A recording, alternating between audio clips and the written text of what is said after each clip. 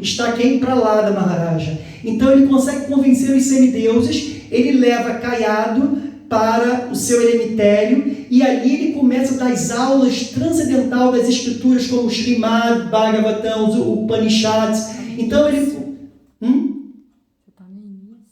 Então, de alguma forma, ele conhece todas as escrituras reveladas. Então, quando ele vem, ele já vem como um devoto puro do Senhor, né? Ele tem todas as qualidades de um grande Brahmana, totalmente tolerante, totalmente entregue, rendido, totalmente sem desejos materiais. E aí é muito interessante que a primeira coisa que os pais querem fazer, né, quando tem um filho, é educá-lo, né? E nessa educação, certamente, o que um tirano, né, aquele que expressa o falso ego, ele quer fazer? Ele quer que o seu filho aprenda tudo aquilo em relação às coisas do mundo, né? Como ser um belíssimo chefe de família, desenvolver muito poderio econômico, saber subjugar o outro, saber ter uma fala com duplicidade, hipocrisia. Foi o que nós vimos aqui, que isso acontece direto, né? E ele tinha, na realidade, no seu reino, Hiranyakashipu, né, Sukracharya, que era o grande guru dos demônios e dos filhos dos demônios. E ele tinha 2 filhos, que eram os seus ajudantes nas aulas, que é Santa e Amalika, que representam a escuridão e representam a luxúria. E eles tentavam ensinar esses filhos dos demônios a aprenderem exatamente isso, como vocês desenvolverem cada vez mais uma mentalidade demoníaca, uma mentalidade de desfrute, né? E assim foi. E quando o Prahlada Maharaj esteve nesse colégio, ele não conseguia compreender, nesse Gurukula, né? Ele não conseguia adentrar esses conhecimentos, porque ele era um devoto do Senhor, ele era totalmente inabalado a esses conhecimentos. E ele, após ficar no seu internato, ele tem um primeiro encontro com seu pai, Hiranyakashipu. E ele pergunta, meu filho, diz que bota ele no colo, diz que ele chora de muita emoção, porque Prahlada Maharaj, com seus 5 anos, ele era o filho mais novo e era muito querido, ele tinha muita esperança em relação a esse filho. Então ele pergunta assim, meu filho querido, o que você aprendeu nesse período em que você esteve no seu colégio? E aí essa primeiro, um dos vários ensinamentos, né, onde Prahlada Maharaj deixa claro que essa vida de desfrutador dos sentidos, uma vida totalmente vertida ao mundo material, à família, sem ter a presença do Senhor no centro, isso aí seria como um fundo escuro, né? Sem nenhuma esperança, um poço sem água, fundo. E ele falou para ele que, de alguma forma, ó Pai, ó maior dos demônios, né? Você de alguma forma deve tomar um voto de renúncia, ir para Vrindavana e ser um servo de Krishna, né? Então, é muito interessante que toda a expressão dos passatempos de Prahlada Maharaja, o seu pai o açoudava para que ele fosse um demôniozinho, mas ele em momento nenhum tinha palavras ásperas com seu pai. Essa é a característica do devoto puro, porque ele não via o seu pai como inimigo, né? E ele em momento nenhum, apesar de ser açoudado o tempo inteiro nesse passatempo, ele nunca pediu por proteção em relação a tudo que seu pai fazia a ele mesmo. Ele sempre tinha o que a gente chama uma mente equânime, que é essa equanimidade da alma santa, do Uttama Mahabhagavata, do devoto num nível mais elevado. Ele não vê amigos e não vê inimigos. Ele sempre é misericordioso, porque o coração dele está repleto de amor, né? O que ele tem dentro dele, ele vê o outro, ele sempre vê um outro como um servo. E tentavam convencê-lo na escola que, tipo assim, olha, aquele é seu inimigo, aquele é seu inimigo. E ele falava, mas se todos nós somos servos de Deus, por que ele é o meu inimigo, né? E acaba... Não vou acabar em 10 minutos. Então acaba que, de alguma forma, os gurus são chamados veementemente e falam o seguinte, vocês levem para lá, mas tomem cuidado, porque tem devotos do Senhor, nada está se aproximando disfarçado, eles não podem ter associação de devotos do Senhor, senão porque ele vai ter a sua mentalidade e todos os outros demônios. Então, de alguma forma, ele retorna para a sua escola, né, os dois mestres começam a ficar extremamente nervosos e preocupados, porque eles falam o seguinte: da onde que você aprendeu todos esses seus ensinamentos, se não somos nós que estamos entendendo, não somos nós que estamos ensinando? Então, Prahlada Maharaj, ele belamente, Prahlada significa sempre feliz. Prahlada está sempre feliz porque está sempre meditando, ele está sempre pensando no Senhor, conectado ao Senhor. Então, ele começa a dar a descrição das glórias de você ser um devoto do Senhor, de um Bhakta, né? E que esse conhecimento, de alguma forma, né, vem através da associação que ele teve com quem? Com Narada Muni desde o seu ventre. Então, ele começa a glorificar cada vez mais, né, a devoção ao Senhor Supremo, o Supremo, e toda a diplomacia, as questões que queriam que ele fosse um chefe de família, um tirano, né? Uma pessoa totalmente articulada com os assuntos do mundo, né? Preocupado com o desfrute do sentido, preocupados com desenvolvimento econômico, artha, kama, dharma, até moksha. Ele não estava preocupado com isso, não era isso que ele queria, né? E aí, de novo, tentaram conversar com Prahlada, você é isso, é assim, você tem que assim. E ele tem um segundo encontro com o pai dele. Esse segundo encontro é um encontro que agora o pai dele tinha a esperança, né, que ele teria mais uma vez, e agora ele tinha sido convencido. E aí tem um célebre slokam, né, do Srimad Bhagavatam, do verso 23 e 24, que fala sobre os processos, os 9 processos, né, de Bhakti, de vida devocional. E como diz Swami Maharaj Prabhupada, ele repetia para o pai dele o Harikatha que ele escutou de Narada Muni, que essa é a característica do devoto do Senhor. Ele não fala nada de sua cabeça, ele fala aquilo que ele aprendeu do seu mestre. E assim ele falava sobre os 9 membros que são Sravana, Kirtana, Smarana, Padana Seva, Archana, Vandana, Dasya e Atma Nivedana, né? Que é você escutar sobre os passatempos, você falar sobre os passatempos, lembrar sobre os passatempos do Senhor, lembrar de Krishna, servi-lo, adorá-lo, estar aos seus pés, né? Fazer orações e preces e estar totalmente rendido. E aí, isso de alguma forma deixa ele extremamente nervoso, né? Hiranyakashipu fica agora realmente muito nervoso e muito estressado. Ele, inclusive, agora ele ameaça Prahlada Maharaja, né? Já começa a fazer ameaças fortes, inclusive ameaças aos seus próprios gurus, né? E ele continua falando para Prahlada Maharaja naquele célebre slokam, onde ele fala que o desfrute da vida material sem uma percepção do sagrado, sem uma percepção da proximidade de Deus, é como nós estivéssemos mastigando o mastigado, vidas e vidas de penúrias, estresses, ciclos de nascimentos e mortes.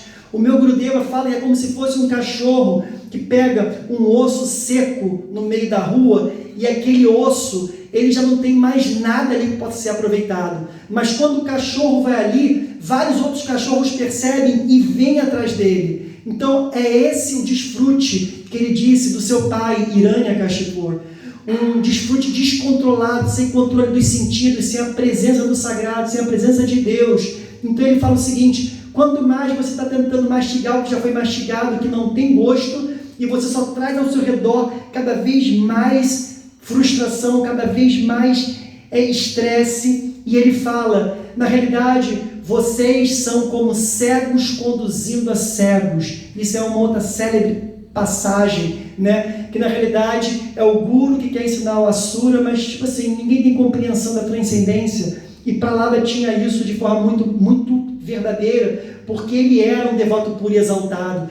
E ele falava para o pai dele: se renda, se entregue ao Senhor Supremo, né? E principalmente ao devoto do Senhor Supremo, né? E a partir dali, Hiranyakashipu ele fica extremamente nervoso e agora sim ele pede e começa a falar: já entendi, Prahlada Maharaja é como se fosse uma aberração dessa dinastia. Ele é o grande mal dessa dinastia. Na realidade, ele é o próprio Vishnu e foi ele que matou o meu irmão. Então, como um membro do próprio corpo, dessa família, que está podre, ele deve ser morto, né? E aí, de alguma forma, acontecem várias tentativas bárbaras, né? Onde ele é submetido a, por exemplo, a um covil de cobras, né? A patadas de elefante. Ele é preso com uma corda no pescoço e com seu corpo todo preso e é jogado de uma montanha.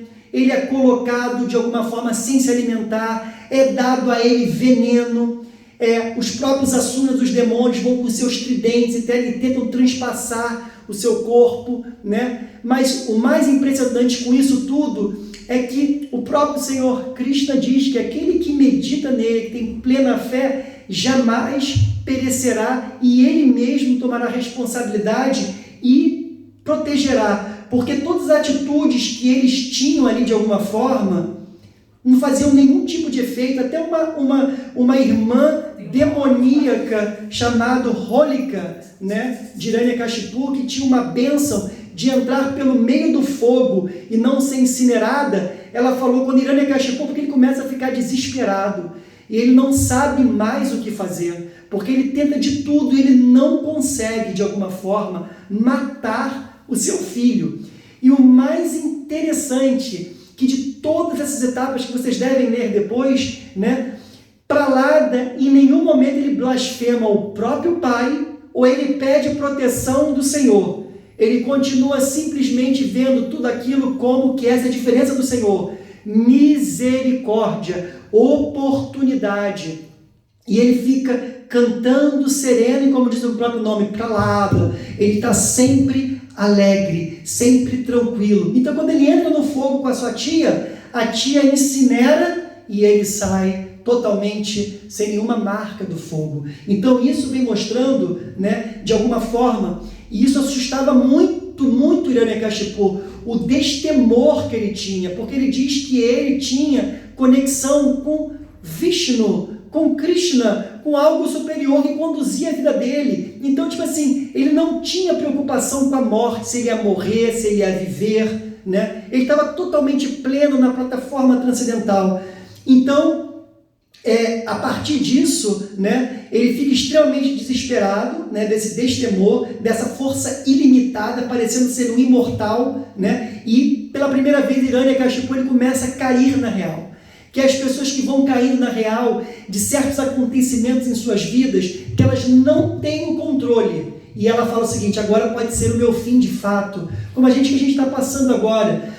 Quantas pessoas, até mesmo a nós mesmos, não temos tantas mentalidades igual a Hiranyakashipu nesse momento, né? E agora nós estamos se deparando, estamos caindo do cavalo. Então, os dois gurus dele falam o seguinte: fique calmo, né? Você é um todo-poderoso, todo mundo teme a você. O que é Prahlada Maharaj? Ele é como se fosse um inseto. A qualquer momento você mesmo pode destruir ele. Só mais um momento, nosso pai Sukracharya, né, o grande mentor, o grande guru, está chegando e ele vai conseguir, de alguma forma, dobrar Prahlada Maharaja.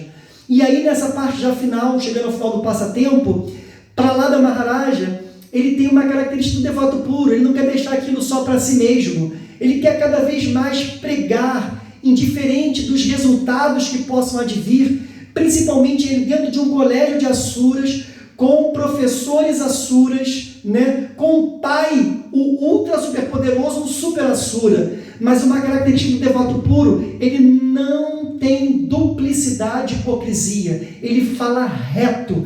Ele não está preocupado se ele tem que angariar mais pessoas, se ele tem que ter uma linguagem bonita para conseguir, né, adoração como o pai dele quer, que ele ficava muito pau da vida, que todo mundo era do secto dele, mas menos o filho. E o filho era o motivo de meditação dele o tempo inteiro. Então, Prahlada Maharaja, ele começa no momento em que os gurus se afastam e peçam para que ele seja o monitor do colégio em um momento, ele começa a pregar muito belamente a consciência de Krishna, a descrição é bela, falando principalmente sobre a raridade da vida, que nós devemos começar a vida espiritual o mais rápido possível, que a vida ela está acontecendo e ela pode a qualquer momento ser finda, que não existe nada mais glorioso do que nós sermos devotos do Senhor, seguirmos Bhakti Yoga, né? Então, isso acontece de forma muito importante. Ele consegue convencer a todos aqueles meninos que é o poder da sadhu sanga, da associação com esse grande devoto do Senhor. E a partir disso, isso é a derradeira para que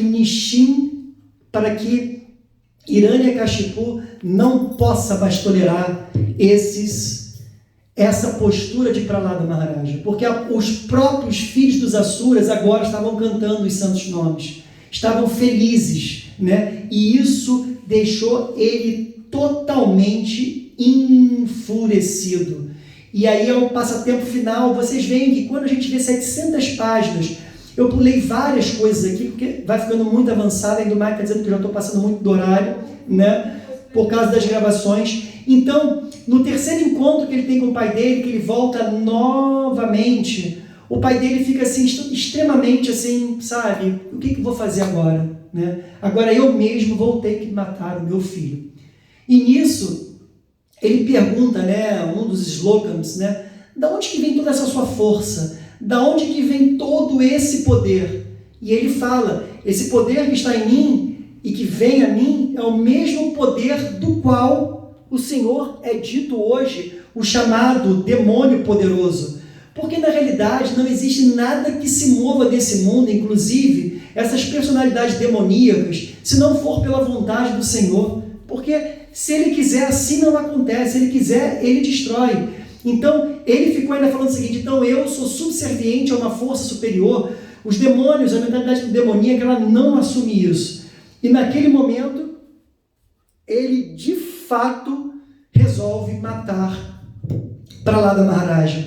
E ele pergunta, ok, você diz que existe uma força, que o seu próprio Senhor está presente em todos os locais, né? Ele está sempre na sua vida, porque como o Swami Maharaj já falou, a diferença do demônio para o devoto do Senhor, o devoto do Senhor, ele vê o Senhor 24 horas, né? Em todos os seus atos, com todos os seus sentidos. E o demônio, ele vai ver o Senhor na hora da morte.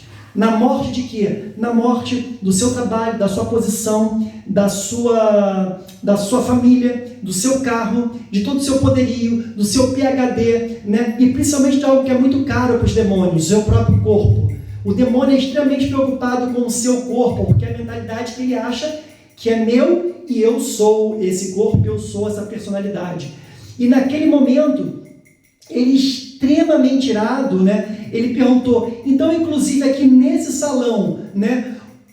O seu Senhor, a sua potência, esse que te controla, né? Ele está presente aqui nessa pilastra? E ele falou, sim, está presente também de alguma forma. Então ele chega, pega a sua espada e vai com o seu punho e bate naquela viga, naquele pilar.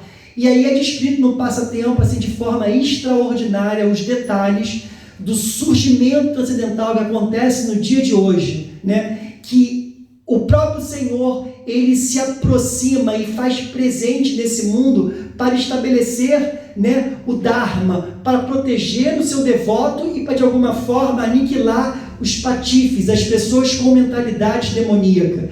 E nisso é um estrondo assim incrível, é uma luz assim sem descrição, né? Diz que o clarão que se faz naquele momento treme todos os universos. E quando vem a expressão de Srinivadeva, né? Hiranyakashipu olha, ele fica assim extremamente estatelado, ele não entende, tentando estudar o que é, né, aquela figura que apareceu, metade leão, né, metade homem, que ser era aquele, porque aí sim, para cumprir as bênçãos que foram dadas pelo Senhor Brahma, para confirmar, né, as bênçãos, para não ir contra as bênçãos que foram dadas, e de alguma forma, para afirmar a posição de Prahlada Maharaja, que diz que o Senhor está presente em todos os locais e que está sempre presente em sua vida. Então, ele aparece. E mais interessante que a expressão que é dita no Srimad Bhagavatam é que o próprio demônio, ele se acha extremamente poderoso, ele acha que ele vai derrotar ao próprio Senhor Nrisimhadeva. E ele não tem, de alguma forma, um temor no início. E aí é descrito como se fosse um grande drama, uma grande batalha batalha se inicia, né, com Hiranyakashipu e com Nrsimhadeva. E é muito interessante que a descrição é feita assim de forma muito clara. Uns falam que é como se fosse Garuda, o grande pássaro do Senhor Vishnu, brigando e pegando uma cobra, né? Uns dizem que você compara como se fosse um leão e um inseto. É dito também que a efulgência de Nrsimhadeva, como essa luz, parecia que Hiranyakashipu era como se fosse uma mariposa. Então, essa é a expressão do Senhor quando ele vê as pessoas com a mentalidade demoníaca. E o mais interessante é que nessa batalha, de vez em quando, o próprio Senhor Nrsimhadeva, ele deixava Hiranyakashipu achar que estava bem. Entendeu? Então ele deixava ele escapar. Aí quando ele escapava, ele falava, Swami Maharaja fala, é assim que Krishna faz com a gente nesse mundo, com a nossa mentalidade demoníaca. Você quer desfrutar mais um pouquinho? Então eu vou achar que você está bem, que está desfrutando. Então você consegue mais um pouco de honra, você consegue um pouco mais de posição, você desfruta um pouquinho mais, mas aí ele vem e pega. Até que chega um momento que para ele manter tudo aquilo que foi predestinado, das bênçãos para ele não ser morto em certas situações, é o que diz, não pode ser de dia nem de noite. Então ele vai matar esse demônio, Hiranyakashipu, na hora do quê? Do crepúsculo, nem dia nem de noite, não dentro nem fora. Então ele vai para a varanda onde tem um arco principal, né? Então ali ele não está dentro e ali ele não está fora, não vai ser nem no ar, não vai ser na terra, não vai ser na água. Ele bota o demônio no seu colo, não por nenhum ser criado por Brahma. Essa manifestação do Senhor Nrsimhadeva é a própria manifestação criada, não pelo criador secundário, o Senhor Brahma. E ele é Lila Avatar, ele é um Guna Avatar. Então, ele vem com uma forma transcendental que nunca foi visto antes. E ele não vem do ventre de nenhum ser. Ele vem da onde? Vem de uma pilastra. E naquele momento ele pediu para não ser morto por qualquer tipo de arma, né? E qual foi a arma que foi feita para se matar esse demônio? Foram as unhas do Senhor Nrsimhadeva. Nrsimhadeva vai, é descrito que esse passatempo, quando ele coloca no colo, essa é a foto célebre que a gente tem aqui. Vou botar ele perto. Atrás, né, que é essa foto aqui. Vou botar ele perto das câmeras, se você puder encerrar. Então, o que acontece? Ele tira, de alguma forma, abre a barriga, tira os intestinos, depois ele tira inclusive o coração, né? Ele coloca os intestinos como se fosse uma própria guirlanda, e ele muito irado, de muita fúria naquele momento. A descrição é assim, é fantástica, e a partir desse momento, como um toque de mágica, né, desse passatempo transcendental, Hiranyakashipu, que finalmente ele é morto por Nrsimhadeva, ele que personifica esse ego que não quer morrer de jeito nenhum e que tem todos os artifícios, mas ele no final, porque ele de alguma forma, a morte dele aconteceu principalmente por uma questão que dizem que nós devemos aprender nesse passatempo, que é Vaishnava Parada. Ele estava ofendendo um devoto puro do Senhor que era seu filho a todo tempo, e nós devemos aprender isso. O devoto do Senhor, ele não toma para si, né, aquilo tudo que acontece em relação às ofensas, mas o Senhor Supremo, ele sabe o que aconteceu, e ele veio ali para resolver isso. Então, nesse passatempo, aquela imagem que é descrita, né, até um pouco forte, ela desaparece, e o Senhor Nrsimhadeva, ele fica ali extremamente ainda irado, ele fica ali ainda muito, né, com a sua ira transcendental, né? Não é uma ira como nós ficamos irados, né? Não é uma ira com o sentido de plataforma material, né? É um passatempo transcendental. Então, naquele momento, todos esses planos celestiais, todos esses planetas celestiais, todos os seus habitantes começaram a fazer várias preces, aquela manifestação de Shri Nrsimhadeva, Jai Nrsimhabhagavan Ki Jai. Mas de alguma forma ninguém conseguia apaziguar Nrsimhadeva. Ele continuava ainda com aquele olho assustador, aquela forma assustadora, com 16 braços, que inclusive ele conseguiu matar todos os outros demônios que eram os seguidores de Hiranyakashipu. Isso mostra que quando nós temos demônios grandes dentro do nosso coração, os nossos anartas, existem vários outros demônios, como é dito, é legião. mas Nishinradeva é tão poderoso que ele pode entrar, ele pode destroçar a tudo isso. E naquele momento, né, os semideuses, né, Shiva, o Senhor Brahma, Lakshmi Devi, estava presente e estavam vendo quem poderia se aproximar para de alguma forma tentar apaziguar e acalmar, né? E eles fizeram orações muito belas, mas nenhum deles conseguiu de fato acalmar o Senhor Nishinradeva. E aí Lakshmi Devi, né, o Senhor Brahma, eles pediram para que Pralada fosse até Shri Nishinradeva e tentasse conversar com ele. E ele, de alguma forma, ele se aproxima, e é muito interessante, ele continua ainda tranquilo, sereno e pacífico, né? Ele não tem temor nenhum. E quando ele se aproxima, e é o mais interessante é isso, que Pralada, ele sempre passa nesse passatempo, não como algo especial, e que agora ele poderia ser mais especial ainda, né? De se achar. Por quê? Os semideuses e os grandes santos celestiais não conseguiram apaziguar aquela ira. E ele poderia falar assim, opa, agora eu sou Bhakta Pralada Maharaj. Ele ali se mostra totalmente humilde, e ele presta reverência a todos aqueles semideuses, e ele se prostra a Nishinradeva naquele momento, que é a grande relevância de nós entendermos esse passatempo. Nishinradeva, ele desce simplesmente para proteger o seu devoto puro, e aquela aproximação, o coração dele ficou totalmente em paz e tranquilo. As preces oferecidas por Pralada Maharaja, falando sobre as glórias de Bhakti Yoga, são algo assim indescritíveis, né? E ele se coloca ali como um servo do servo do servo. Ele glorifica Narada Muni, ele glorifica aos servos, ao Guru Varga, ao Guru Parampara, né? Ele dá essa plena consistência do serviço ao devoto do Senhor, da rendição plena, da temporalidade e desse processo de Bhakti, né? Que não adianta você ser um erudito, ser um Brahmana perfeito, de você fazer austeridades, como diz Bhaktivedanta, a maior joia da nossa vida, né, é Bhakti. Esse é o maior tesouro, isso é o que mais preenche e o que atrai o Senhor em nossas vidas. E foi isso que atraiu Nishinradeva. As preces foram tão exaltadas, tão plenas, tão cheias de tattva siddhanta, verdade filosófica profunda, né? Que o próprio Senhor Nishinradeva, ele fica encantado e ele fala para Pralada Maharaja, você é muito querido a mim e você pode pedir uma bênção, que eu quero te dar uma bênção.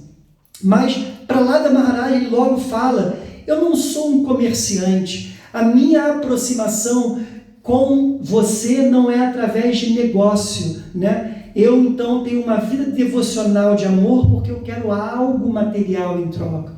Não, isso não me importa.